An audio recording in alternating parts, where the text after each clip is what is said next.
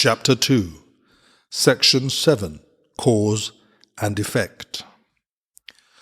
You may still complain about fear, but you nevertheless persist in making yourself fearful. I have already indicated that you cannot ask me to release you from fear. I know it does not exist, but you do not. If I intervened between your thoughts and their results, I would be tampering with a basic law of cause and effect, the most fundamental law there is. I would hardly help you if I depreciated the power of your own thinking. This would be in direct opposition to the purpose of this course. It is much more helpful to remind you that you do not guard your thoughts carefully enough. You may feel that at this point it would take a miracle to enable you to do this, which is perfectly true. You are not used to miracle-minded thinking, but you can be trained to think that way. All miracle workers need that kind of training. I cannot let you leave your mind unguarded, or you will not be able to help me. Miracle working entails a full realization of the power of thought in order to avoid miscreation. Otherwise, a miracle will be necessary to set the mind itself straight, a circular process that would not foster the time collapse for which the miracle was intended.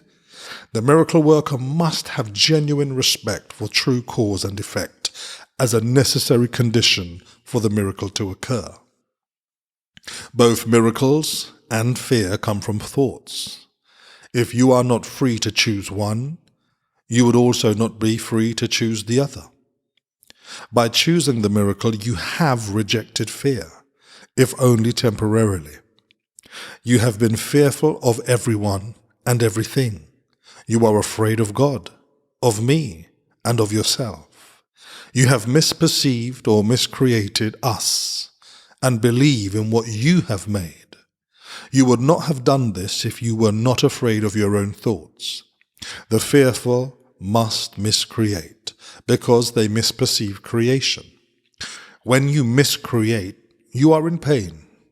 The cause and effect principle now becomes a real expediter, though only temporarily. Actually, cause is a term properly belonging to God, and his effect is his Son. This entails a set of cause and effect relationships, totally different from those you introduce into miscreation.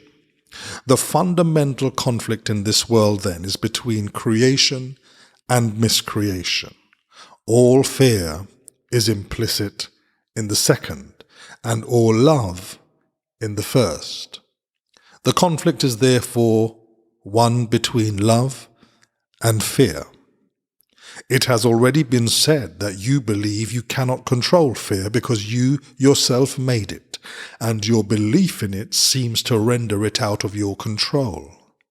Yet any attempt to resolve the error through attempting the mastery of fear is useless.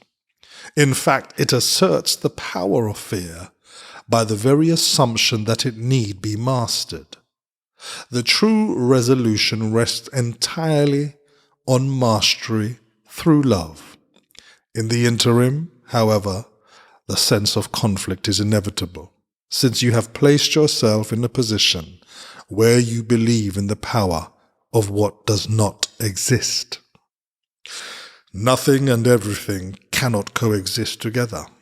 To believe in one is to deny the other. Fear is really nothing, and love is everything. Whenever light enters darkness, the darkness is abolished. What you believe is true for you. In this sense, the separation has occurred, and to deny it is merely to use denial inappropriately. However, to concentrate on error is only a further error. The initial corrective procedure is to recognize temporarily that there is a problem, but only as an indication that immediate correction is needed. This establishes a state of mind in which the atonement can be accepted without delay.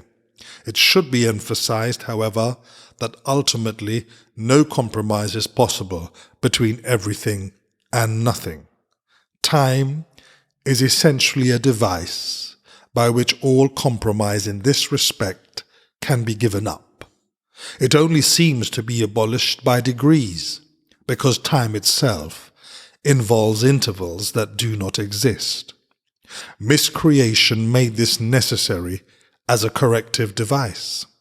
The statement that for God so loved the world that he gave his only begotten Son, that whosoever believeth in him should not perish, but have everlasting life, needs only one slight correction to be meaningful in this context. He gave it to his only begotten Son. It should especially be noted that God has only one Son. If all his creations are his sons, everyone must be an integral part of the whole sonship. The sonship in its oneness transcends the sum of its parts. However, this is obscured as long as any of its parts is missing. That is why the conflict cannot ultimately be resolved until all the parts of the sonship have returned. Only then can the meaning of the wholeness in the true sense be understood. Any part of the sonship can believe in error or incompleteness if he so chooses. However, if he does so, he is believing in the existence of nothingness. The correction of this error is the atonement. I have already briefly spoken about readiness, but some additional points might be helpful here. Readiness is only the prerequisite for accomplishment. The two should not be confused. As soon as a state of readiness occurs, there is usually some degree of desire to accomplish, but it is by no means necessarily undivided. The state does not imply more than a potential for a change of mind.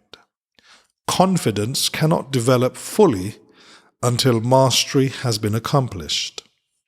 We have already attempted to correct the fundamental error that fear can be mastered, and have emphasized that the only real mastery is through love.